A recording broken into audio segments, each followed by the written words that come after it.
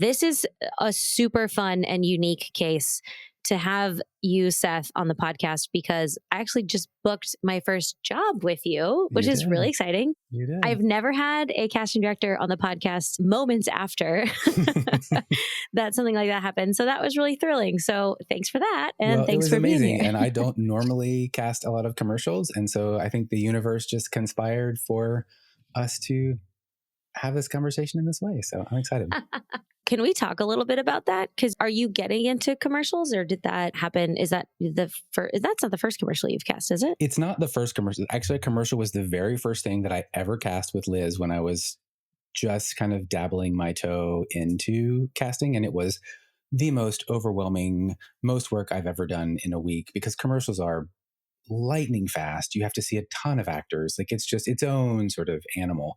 And so we don't do a ton of them, but this one came my way because I said yes to a free job 2 years ago, honestly. I met an actor in a workshop and several months after meeting her, she reached out to me and said, I have a really good friend who's in the AFI program.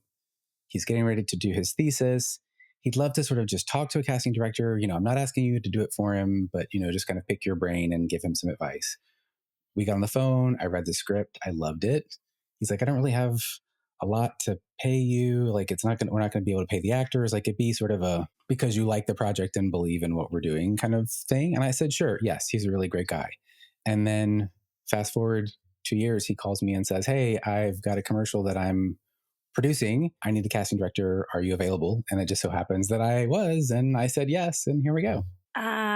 I love that. That's the energy that I tell actors about all the time is like, do your friends' projects that you really like when you have time because you just never know. Like, honestly, a 2-year turnaround is not that crazy of a time to see something come back from something you did for free. So that's great. The same with self-tapes, you know? You never know what one self-tape that you might do might lead to later.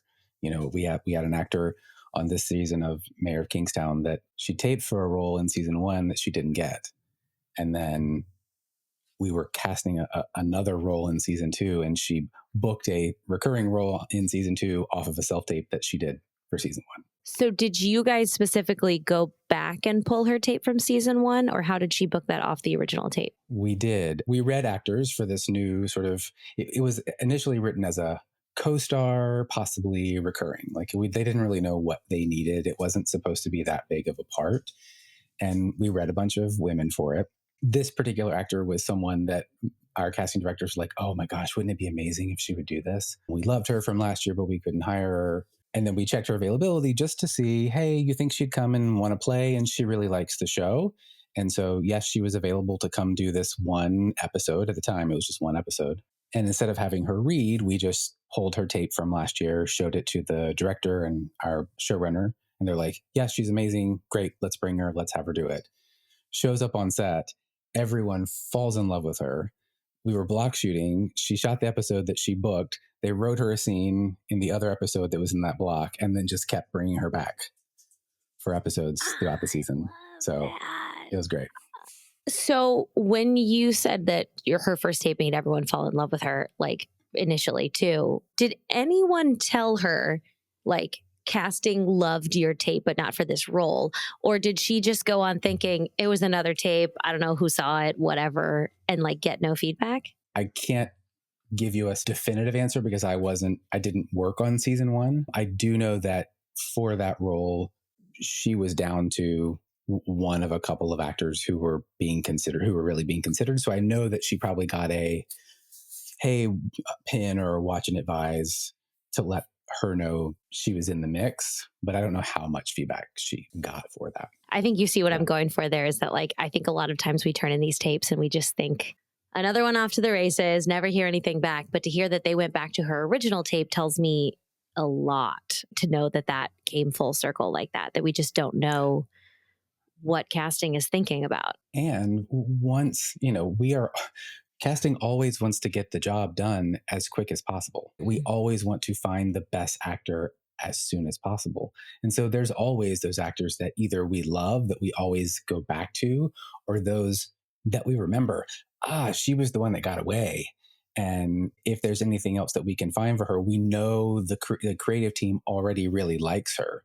It was an easy sort of if she's available, we know that the team likes her. But casting is always looking. If we can find an old tape of someone or if we can bring someone back, that's always the way to go. So it shortcuts the process for us. Yeah, I think that's the goal with all of us, right? We all just want to use our previous work to stand for what we're doing right now. In casting commercials versus series, what are the things that stand out to you as the different? Obviously, you said the timeline flies, but I feel as though the acting in commercials now is so close to theatrical casting. It's not like big and bold anymore. Can we talk about this difference a little bit? I mean, yes, my limited experience since I've just coming off this one. I mean, I'll talk about this particular spot that we did. I think one difference that I noticed, the self-tape request to self-tape returned ratio in commercials is far greater than in theatrical.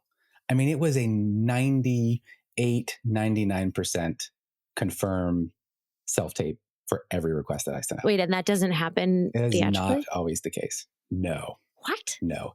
It's gotten better, but I mean, there is and you tend to do it. We were even doing it in person when we were seeing people back before the pandemic. Like, you would overschedule a session because you always knew there were people that wouldn't show up. There are always people who will not self-tape. There are some actors who, once they get to a certain level, choose not to audition anymore. And that's their choice. There were actors that auditioned for this commercial that I thought, I couldn't believe that they taped for this. So that was my first big takeaway of, I put out a bunch of appointments and I got almost all of those self-tapes back. Wait, why do you think that is? That's surprising to me. I think it would be the other way around. I have no idea. Interesting. I mean, unless that's the time commitment on a commercial is typically, this was 2 days at most for what the usage fee and the session fee were going to be. Maybe the actor, it stands to be more lucrative for an actor. Maybe they're more fun. I mean, these were fun spots. You read what everybody read. We had all the actors who were reading for the 3 main roles that we were casting. Everybody did the same sides. So it was a fun spot. It wasn't hard. They were each maybe 35, 45 seconds in length. Yeah, they were so short. So that could be the case. They don't take a lot of prep. They don't take a lot of sort of actor homework, or at least this one didn't. It was really just the actors being themselves. Yeah, we're not coaching for this. Exactly. No coaching. Yeah. Please don't. Please don't. But in terms of the acting, these were sort of little mini vignettes where we had a sort of main character and then they were interacting with fans for this particular product. I don't know if you already said the name or not. I don't know if I'm supposed to say the name. No, I didn't. I didn't think I was supposed to. They were all sort of being themselves in their living space or, out in a train or whatever. And so, it was a very grounded read. And I think that, there are certainly commercials. I mean, I'm sure everybody watched the Super Bowl that just happened. They're always fun to watch because there are going to be those that are a little bit tone-wise broader and crazier and all that kind of stuff. But a lot of commercials, just like in theatrical auditions, you don't want to see an actor doing a scene. You want to see an actor living a moment. On a commercial, you don't want to see an actor selling a product. You want to see an actor having an experience that the product happens to be helping or behind them or whatever. So keeping it grounded and real, I think, is, unless you're told otherwise, I think that's probably the safest way to go. Yeah. When I first started in the business, it was very different, right? The acting in commercials versus the acting in series and how you showed up in a room. I mean, I remember the first time I got a commercial self-tape request and I was like, a commercial self-tape? And it was so wild and weird to me. And I was like, I can't believe I'm doing a commercial and a self-tape. And it's funny what you can get used to after a while. Because now I'm like, what, you want me to go to a room? You want me to go in person somewhere in my car? I have to get dressed? Wear full pants? Thank you. Yeah. I know. Do you ever, you guys must get tired. Like if you sent that out to so many actors and you got a 98% return rate, they got to get a little monotonous, right? Like the same lines, the same things. So what made you like click a tape? Like what was, obviously you watched them, but like what was the it factor? Like if you can even describe it. And I know we're just talking about one particular job, but I think this is like a mini case study, especially because you have fresh eyes on this project. You are completely right. There does come a point, even when you're going through submissions or when you're going through self-tapes and everything starts to run together as a blur. And so I think part of my process is once I start to feel that, I'm like, I got to go do something else. Like, I got to walk away, step away, come back with fresh eyes, because I'm not doing anybody any favors. I'm missing people in the submission. I'm not giving people my full attention when I'm watching tape. So being able to take that break and step away. In terms of once I click a tape to watch it, well, especially in commercials, I think or for this one, that we were casting so many different parts, but having everybody read the same material, which was a little bit of a disconnect, because there were some Yeah. roles, the role that you booked, which is very sort of straight man, kind of normal person. We had you read sort of this much more charactery part. So it was like, okay, let me see if I can interpret that acting to what I'm going to ultimately need them to do. And then is there something here that's interesting to me? I think that's really if there was one word or one way of describing what gets me into a self tape, is there something interesting here? Does this feel like a person?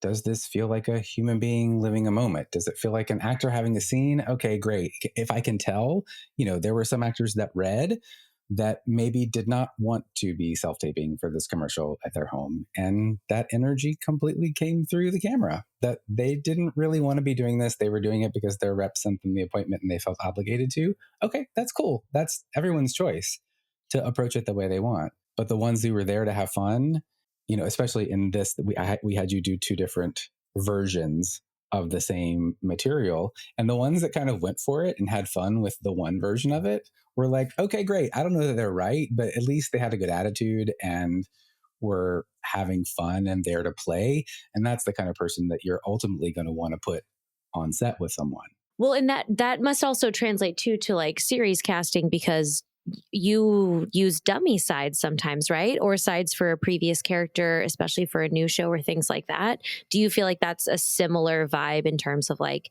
this is the sides we're using. They're not exactly from the writers, but like this is the vibe. And have you done that in shows previously? We have used dummy sides that they were fairly close to what was ultimately going to be in the script. And I think that's, I haven't ever done a Marvel show where they completely, if you've ever auditioned for one of those, like I've helped some actors prepare for those, and they are completely have nothing to do with anything. Like they feel like they are just out of left field.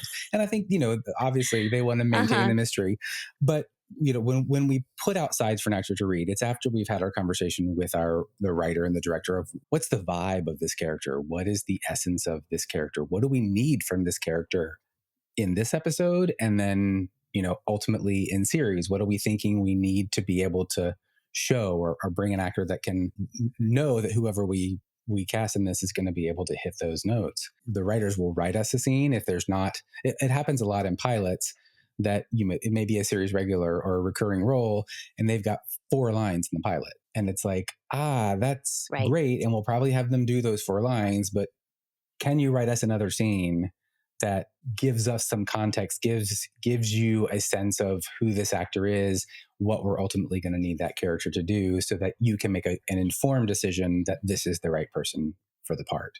Yeah, it's a tough play to call sometimes. Those Marvel ones are like a joke. It's like we're baking cookies, and I'm like, what the fuck is exactly. this? And I think in those types of situations, I think you just have to play it yourself with as much information as you're going to get from the sides, as much information as you're going to get from the breakdown. Play it as yourself. Yeah. For me, that's my best recommendation on those types of things, because I tell this to actors all the time that come in with series regular stuff or big recurring stuff. Most of the time with series regulars, no one is getting cast off this self tape. This is step 1 in a process. Like, this is the casting director saying, we like this actor, or this is a new actor for us, or we're going to try this actor, or we've seen them in something that we thought they might be the right fit for this. Let's try it. And then there will be a step 2. There will be a callback. There will be, especially if it's a series regular and you're testing on something, like that, you're going to either be on the Zoom with producers and the director. Like, there's going to be a whole process you have to go through where you'll have the opportunity to get some of those holes filled in. But in that first tape, it's, does this person have good instincts? And do they feel like this character? Do I believe them as this part? do I believe the words this actor is saying? And, that's kind of the nugget of deciding if an actor stays in the mix or stays, it stays in, like, it's a good read. If you can sort of check off both of those boxes, like, it may not ultimately be the answer, but it's a good audition. As someone who chooses even who to bring in to see if someone's acting is going to even match the vibe, so in terms of just the submission process, can you talk a little bit about the structure of a casting office? So you work with Liz Barnes, but like, do you specifically pull people or does she pull people? Like, I know every office is different, but can you talk a little bit about how we even get into the mix of auditions, let alone into the mix later on? In our office specifically, it's a mix of the two. Typically, what happens is, Liz will come up with, because she's been doing this for so long, she has this encyclopedic IMDb in her brain that she just knows everybody. And the minute we start talking about a character, she's got 6 names on a list. Like, she just can do that. So there are actors that she's like, I want to read these people, whether they were submitted or not. Like, we're going to try them or just find out if they're available, that sort of thing. And then as submissions start coming in breakdowns, which if you follow, I believe the casting director's cut is did a post on it not too long ago about breakdowns in the numbering system that are underneath every submission. It's 1 through 6. Yeah, we'll link that post in the show please notes. Do. When your thumbnail comes up in the submission, it's 1 through 6 underneath there.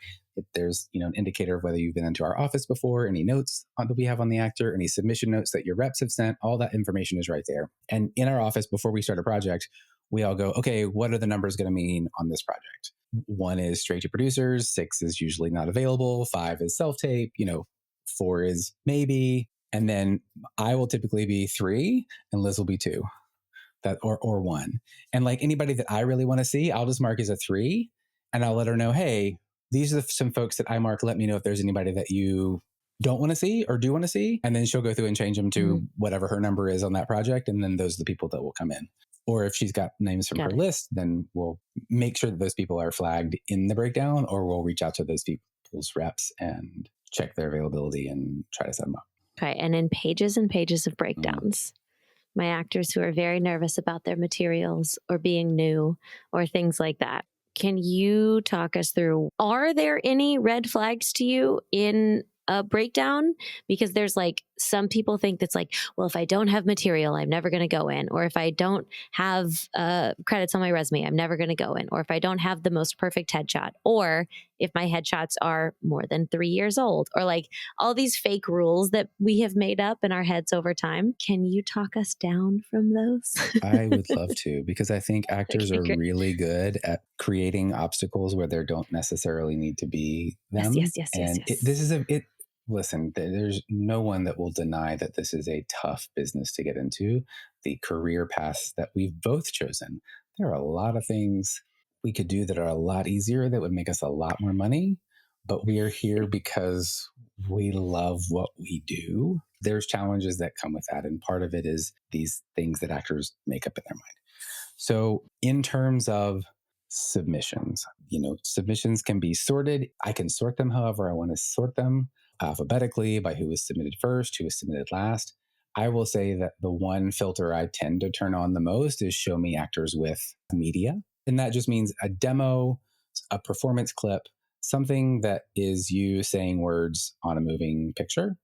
That's what I want to see. Because there's oftentimes when I will respond to a headshot, a new actor that I'm not familiar with, and then I just want to see them saying words on camera. So I will click on that movie icon at the end just to see a demo, a performance clip, whatever. That doesn't mean if you don't have clips from your 4 co-stars, all you have, if you're brand new, you don't have a ton of co-stars, what you do have up there is a really great self-tape. Good. That is you saying words on camera, just so that I get a sense of, does the vibe match the picture that I just responded to? Am I still feeling the same thing? Because in those pages and pages and pages of submissions, this is my process. Everybody's process is going to be slightly different for them, but this is sort of how I approach it. We've had a conversation with our creative team on what's the concept for this role? What do we want to feel? What do we need? Who is this character?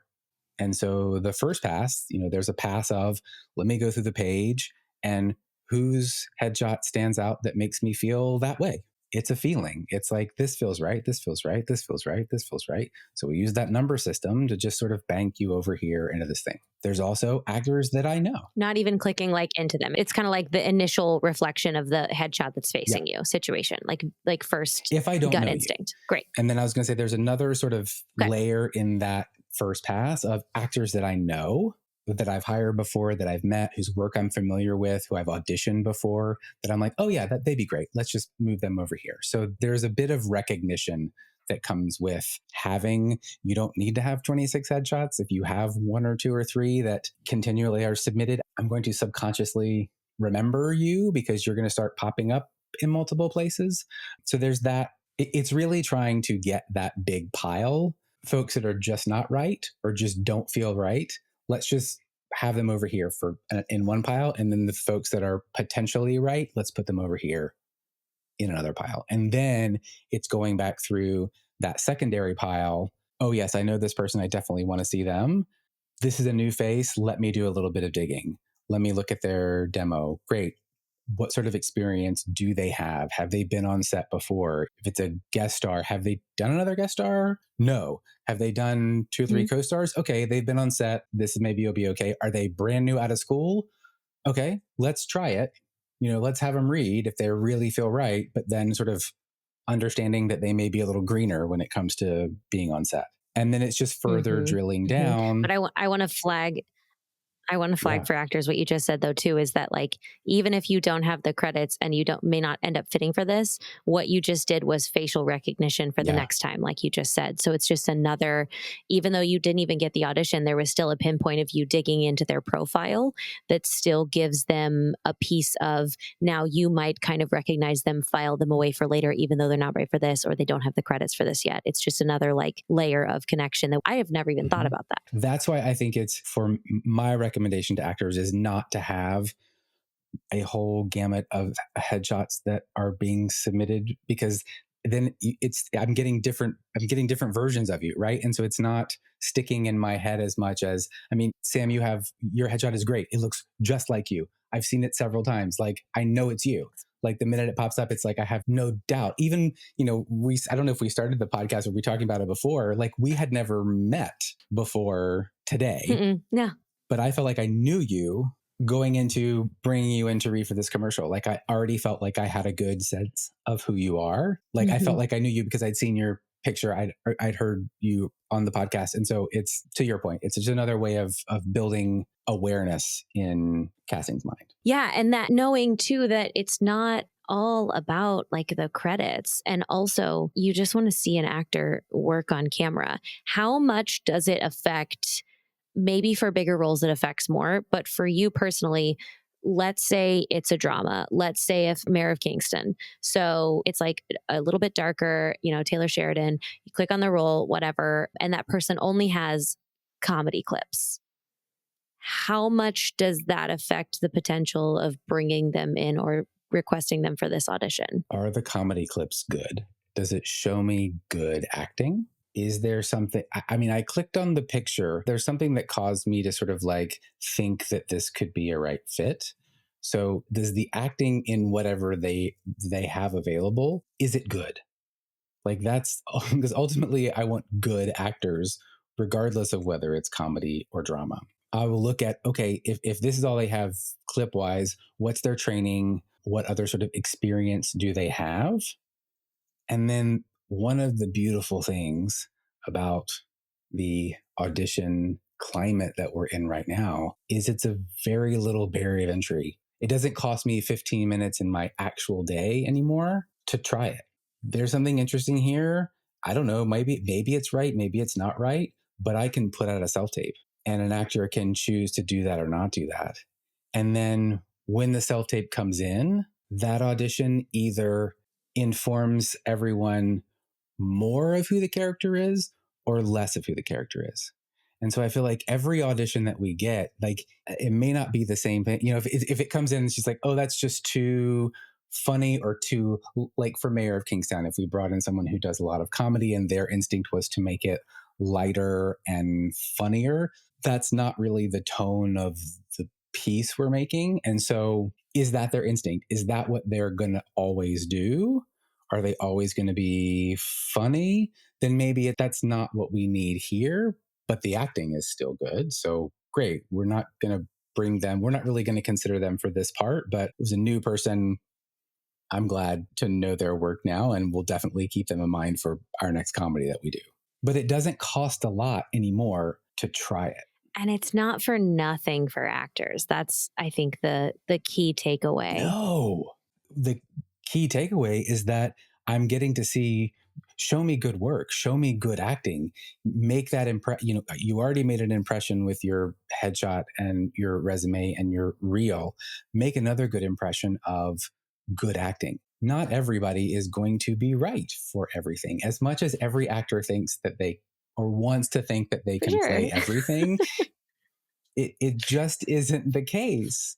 But if you do good work is good work. Good work gets remembered, because I'm always sort of looking to shortcut it. So on the next breakdown, if I have a funny person, I'm for sure pulling that name. I will have them read again because I want to see them try again, but they're for sure going on the list of people to try, because they're a good actor. They were interesting. They had something interesting about them.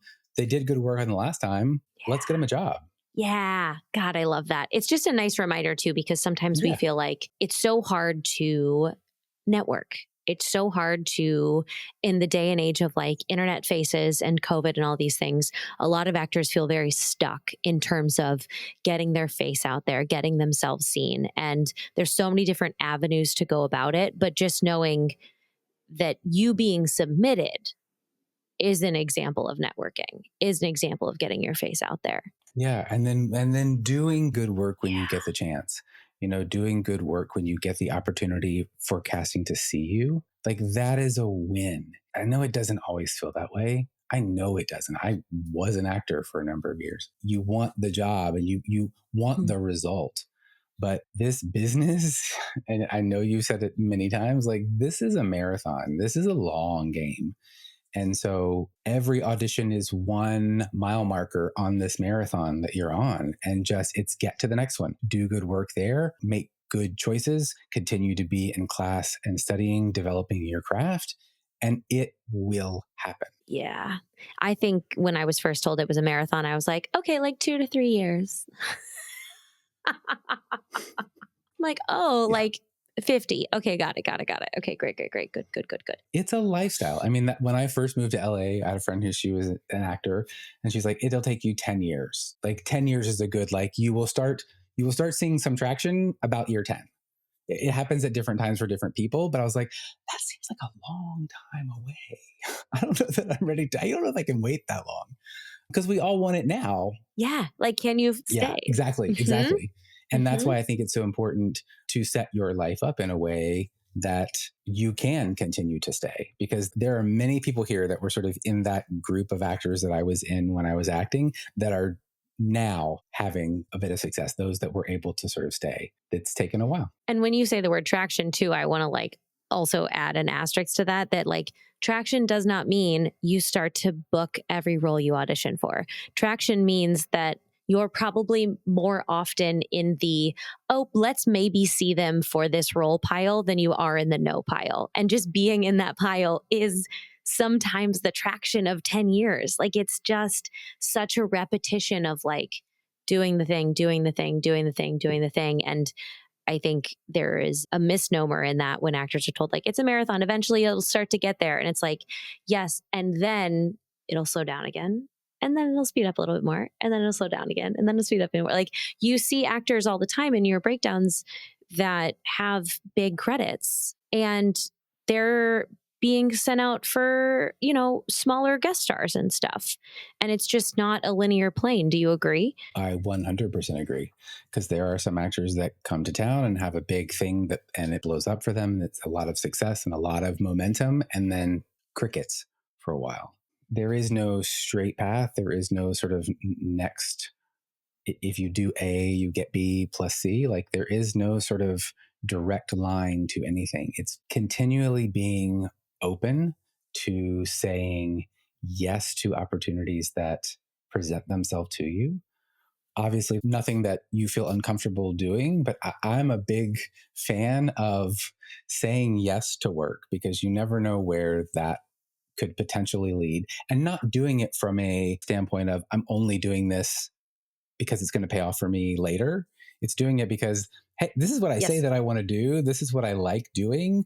Let me do it and meet some people and get some experience and see what happens down the road. So I think it's being open to those types of small world moments that happen all the time here in LA. I mean, I'm speaking specifically in this market. It is a gigantic city with millions of people, but it is a small town at the same time. Yes. And people want to work with people they know, like, and trust. And if you can become that person that does good work, that's a good human being, that is dependable, that town's going to start getting smaller and people are going to want to start working with you and being open to saying yes to those opportunities that present themselves. And then I think also training and keeping the juices flowing creatively for you, whether that's in a class, whether that's producing something on your own. Like, I'm assuming you continue to do this podcast because it's fulfilling for you. It's fulfilling a part of you. Like, you wouldn't spend all the It time and has to energy be. that you do if this wasn't helping you and helping the actors that are a part of this community. Yeah. And so I think finding opportunities in everyone's own life to also do those types of things, it gets, just like in acting, when you can get the attention off of you and onto your partner, the acting is so much better. And when you can get the attention in your career, when you can get the attention off of what's coming to me and what I can do and give, how I can participate, how I can be involved, it's just going to free up the flow of energy in your life. I mean, that was the game changer of this podcast. Was I was like, what can I add? How can my mistakes help other people? What can I do? And I feel there are more days that I wake up to do this podcast than there are days I wake up to do auditions or to go to set. Hands Wow. down. It was like 175 episodes of this podcast. I've been on set 175 days, y'all. It definitely makes a huge difference. I want to circle back to, you were talking about like staying in training, staying in working, because you do workshops and training, and you also do coaching on the side as well. And I want to know how actors can best utilize workshops, because workshops Yep. went through, like, Yep. 2012 was like a really hard time for casting director workshops. You guys can Google that on your own. But that being said, are there things that you see that are successful in workshops? Is it because they follow up? Is this because they treat it like an audition? Is it because, like, what works in a casting director workshop well? I'm going to start my answer to that question by telling you what doesn't work well, or why I think an actor should not. Perfect. I think an actor should look very carefully within themselves as to why they want to do a workshop. If you are looking at a workshop as a way to seek validation from a casting director, save your money. Don't approach a workshop with a casting director with the energy of pick me, choose me, love me. I'm here. Pick me, choose me, love me. See me. That's what I mean by validation. It's see me, see me, see me over here. Because the energy that brings into a workshop experience is immediately like, it just is cringy to me. Yeah, it sucks the energy out of the room. Yeah. Yeah. And there are those actors in every class experience that are there. Uh-huh. Save your money. Don't come for that reason. For me, I think what a beneficial workshop experience for an actor, the ones that I do are structured, they're always on camera. So the actor's work is always taped. And I'm really a fan of that. And that's part of the requirement when I teach, because I think that information is beneficial. And I look at a workshop as a way to give actors information into my process, how I work, information on how to be a better auditioner. Because as you've talked about before, and as actors know, auditioning is its own skill set. And it's very different from being on set. And so the more practice you can get in an audition environment, the better. I feel like there's value in going through that experience with someone who's on the other side of the room, and how a casting director watches an audition. And so I think that's also an important thing for actors to do in that setting is watching. I like class settings that are everybody watches everybody work, because I think there's value that comes from watching your colleagues work. And you sitting in the class watching them work, start watching that person like a casting director. What choices are they making? What are they doing? This is interesting. What about this? And then listen to the feedback that they get. Do you agree with that? Do you not agree with that? If they give them an adjustment, did they take that adjustment? How did it play out? And the reason I like my classes tape is because typically the actor will do the scene, then we'll talk about it, we'll do an adjustment, and then have them do it again. And I want them to see and feel the difference.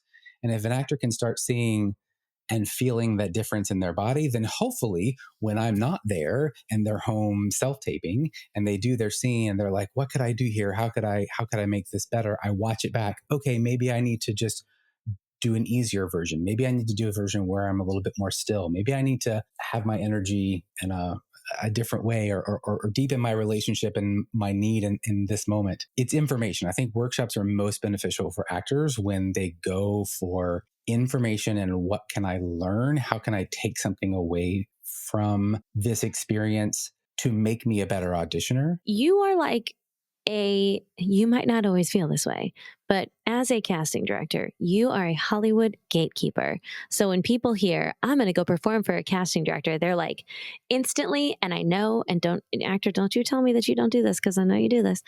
We all think this is a chance. This is a shot.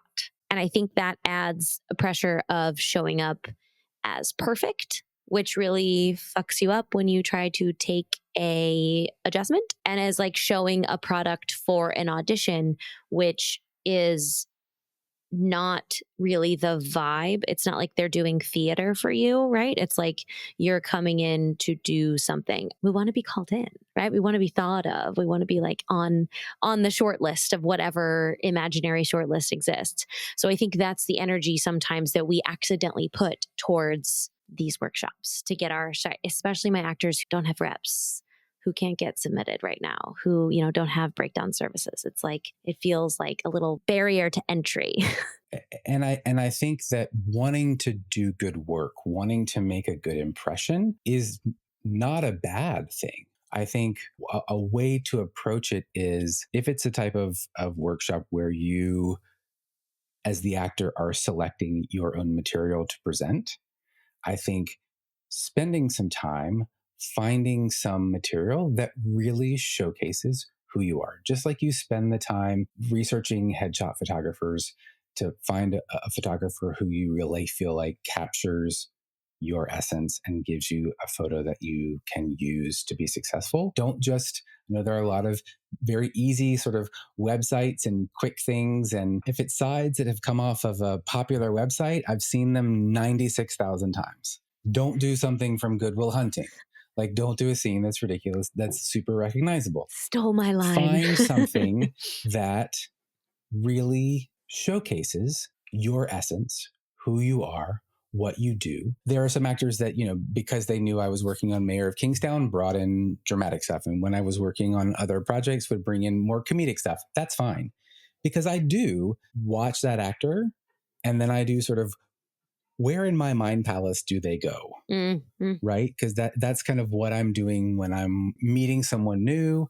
It's, where do I put them for reference later? Am I always going to have something for them? No, but I've filed them away in, when I'm working on something like this, I'll call them in. On this commercial, there are people that I've met in workshops that I never have auditioned before theatrically that I was like, oh my God, I loved her. Yes, let's try her for this. Like, she's in this zone of this character that we need. So it is helpful in creating awareness. But I think if you go into it, I happen to get a breakdown and I know they're casting this part right now and I really want them to see me for this. Yes. Don't. Because whatever you bring in the room, I can feel. And I can feel that energy and that desperation and that. And it's gonna make your performance not as good, because you're gonna put all of this undue stress on yourself going up in front of the class or trying to prove something or trying to make a good impression, as opposed to just doing good work. Yeah. Like, that's all I ever want to see, is an actor do good work. And I mean, we've been talking now for a little bit. I think I'm a pretty easy person. Yeah, you're pretty chill. And in a room, I like to make it very comfortable and very encouraging to an actor. Mm-hmm. So I always sort of like start my classes of like, this is encouraging. Nobody's going to yell at you. So like, let go of all that stuff and just get up there and do good work. Because if you do good work, I'm going to remember you more than if you try and get up there and like get me to bring you in for something. Yeah, no, more of a here's some fun work I want to do that is akin to me, and less of like, here's my showcase of everything I have to offer for you. Yeah. You're putting so much pressure on yourself. And then often because you've put so much pressure on yourself, if I give you an adjustment, you are not able to hear it. And it's like, you're so locked into, I've got to do it this way, or the way you've rehearsed it to polish it within like millimeters of perfection. And I'm like, great, I kind of want to throw all that out and see something different. It's difficult for an actor to sort of pivot that way, or then they get all, well, what did I do wrong? Why didn't he like this? And I'm like, no, I just want to play. And because I'd rather have an actor that was just had a good attitude and was there and willing to play and explore based on the sides and sort of what we need from the character than an actor who is perfect. Because what is perfect? There's no such thing as perfect. There's no perfect audition because it doesn't exist. Perfection doesn't exist in life. So don't try and bring that energy into this room. Be prepared as you would be prepared going into an audition. Like that's kind of a turnoff of an actor who's like, oh yeah, I just pulled this off the website this morning and okay, so it's going to be a cold read. Cool. I mean, like, fine, that's your choice. You've chosen to be here. I hope we can get something out of it. But I think being prepared is certainly important thing to have happen. Okay. And then what about follow-up emails? Because actors want to send you an email after they met you and things like that. How do you feel about emails, Seth? I am maybe a rarity of casting directors, and I make myself fairly available to actors. I'm on Instagram. I have a link in my profile on Instagram where actors can send me their materials, links to their demo, their rep information, all that stuff. And then they will get an email back from me. Oh, you're going to get a bunch after this podcast. That's what it's there for. Amazing. Because we don't have an office anymore. So we're not, I mean, we do, but we haven't been in years. So the days of postcards and like actors being able to let me know what's going on in their career, email is the easiest way to do it. And I know actors like to have a task. And I know that they like to feel like they're doing something to forward their career. And so this is a very easy way. And as I have free time, I love to watch demo. I love to find new people. So you're not doing it for nothing. And then once you submit that information to me, then you get an email back from me. And then it says, this is the email. If you have stuff coming up, or you have new headshots, or you've booked something, please let me know. It's a way for me to stay in touch with actors. Do I promise to respond to everyone? I do not, but it's nice to have and to be able, because again, it's just recognition. In terms of follow-up from a class, they have my contact information. So, hey, it was so great to meet you in this. Like, I don't think doing it and expecting a response is necessarily, I don't have the time and bandwidth to respond to everyone. If I can, I will. You know, you in business, you send follow-up emails. Thanks for meeting me, blah, blah, blah. I'm not opposed to it as long as the expectation is not that you're going to get something in return, because I understand that it's part of marketing yourself. Mm-hmm. And it's a weird gray area that we haven't really, it's yet another thing on this podcast, you guys, that it's like, it's a little more nuanced than that. Everyone's different. I feel like that's so far the theme of this podcast series this season is that like, everyone in this business in any capacity is so different and does things really differently. So I think it's really nice that you make yourself available. And I think you can, like I said, I think I'm maybe a rarity in that I make myself available. I give you my website. I give you an email address. Like, I very much make myself available and say, please keep in touch with me this way.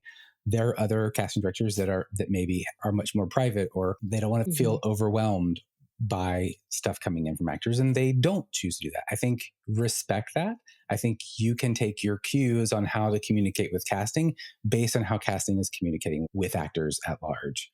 And if they're not really posting on social media, or you go to their Instagram and it's just their kids and none of it is actor-y stuff, then read the room. Yes. I'm such a big fan of that. I want to kind of close out with like a little bit of the vibe of Hollywood right now, because this segment hopefully will not be useful in a couple of years, but there is this impending writer's strike, right? And potentially, maybe, who knows? Everyone's renegotiating contracts. And, pilot season is different from 2021, from 2020, blah, blah, blah.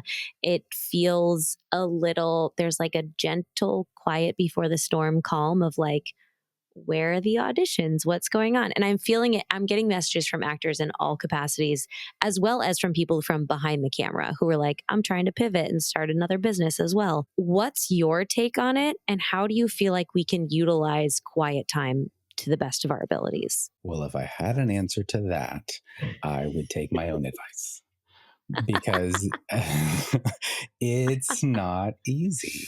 I mean, everything that you just laid out that actors are feeling, casting is feeling too. Like this time last year or in 2021, like we'd met on 5 to 7 projects. It has been much quieter this year, in terms of what is getting picked up. And obviously pilot season has been changing for a number of years. There is quiet time. One of the things that I have personally have been doing, and I think that is taking care of yourself, really, because while this is, I was here during the last writer's strike. I moved to LA, and then the next year it was a writer's strike. So it was a real great time to move to LA. Oof, rough time to be an actor too. It was rough. It was rough. But this business and this industry is ebbs and flows. This is maybe a deeper sort of dip than we've felt in a while. If being here for the long term is your goal, finding ways to really be able to ride that wave and it not, when it does dip, that it doesn't send you off a cliff. And I think right now, spending, I had this commercial that I got to work on, but once that's done, probably tomorrow, I'm going to have some free time. And I think really spending some self-care time, physically, mentally, spiritually, emotionally, taking care of myself. One, it's going to better prepare me for when work does come back. I'm going to be rested and rejuvenated and ready to jump back in and work. And two, it's going to, like in yoga, when you're just supposed to breathe through the uncomfortability, you're supposed to just sort of breathe through the tension. I think that it really will help you be able to sort of let go of that focusing on auditions aren't coming, things aren't happening, the tension of what's happening, allowing yourself to see it, accept it, and breathe through it is going to distance the need to try and fix it. Does that make sense? Then you're in a place of being able to take thoughtful, meaningful action as opposed to panicked action because you're so focused on the tension. No, I think that is a lovely sentiment. And I think that's true, by the way, not just for now, but indefinitely, especially for actors who are listening, who are like, I don't have footage, I don't have reps, I don't have all these things. Like, there are lovely things to spend your time on, and figuring out how to check your own box without someone else needing to do it, without looking for that validation, without needing that booking to solidify whatever the heck it is. Like, that to me is more powerful and will keep you in this game longer than any booking probably ever will. And when you just remember that it's part of the game, this is just part of the game. And like, I was talking to an actor 2 weeks ago. I had no auditions. It's just so slow. Like she was definitely like at like a -3 emotionally. Like, she was not in a great space. And then 2 days later is like, I have 4 auditions. Now she's on, pinned for this thing. And it's like, it'll come back. As much as it swings one direction, it's gonna swing back the other direction. And you have no idea how long that swing is gonna take, but it will swing back. And it's just part of the game. And so nothing is ever as terrible as you think it might be right now. And we will bounce back from this. If there, I am hopeful that we do not have a writer's strike, but if we do, we will bounce back from it. I agree. I think everyone who's here, listen, if we made it through COVID, we can do anything in this town. Yes.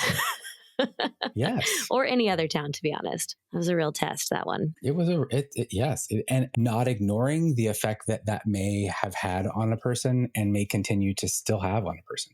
Like, I think there's a lot of, I don't like using the word trauma like flippantly, but that was a traumatic experience for the planet. And there's a lot of working through and processing through that I think we're still all going through. Yeah, 3 years ago was not that long ago.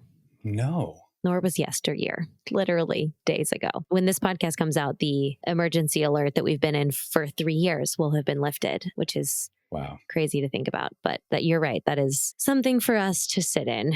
But I think all of these topics are so important. And so I told my agent that I was having you on, and she was like, oh, he's so great. He's an actor's casting director. I was like, what a rad compliment. And I think across the board, that's how actors see you. And I just want to say, on behalf of all of them and myself, I thank you so much for being a voice and sharing your stuff. You, everyone from the casting director's cut, everyone, Jessica Sherman, Erica, all of you guys who are very active in sharing with the time that I know you occasionally get, you know, between your crazy busy lives and like the deadlines and stuff. It means so much because you guys really humanize so much of this business. And it just makes it feel a little bit less of like us against the man and more of like, we're all just creating something. It just takes a different timeline. And so I want to say thank you. And if you want to direct people to more of your things, we're going to link your website and your Instagram in the show notes. Is there anything else you want to direct people to for this podcast? Not particularly. Instagram and my website are the two main places that I'm active in. It's sethcaskey.com is the website. And please do, if you are an actor who I have not met and you're listening to this and you have materials that you want to send me, please go to that submission page on my website and send me your materials. I'd love to get to know you. And I take being called an actor's casting director, I take that as a huge compliment because I had a lot of doubt in myself making that transition of moving from actor to casting director. And there was a lot of, could I do it? You know, were people going to take me seriously? And so it means a lot because I do. And Jessica and Erica and Kara, like we all love actors. We can't do our job without actors.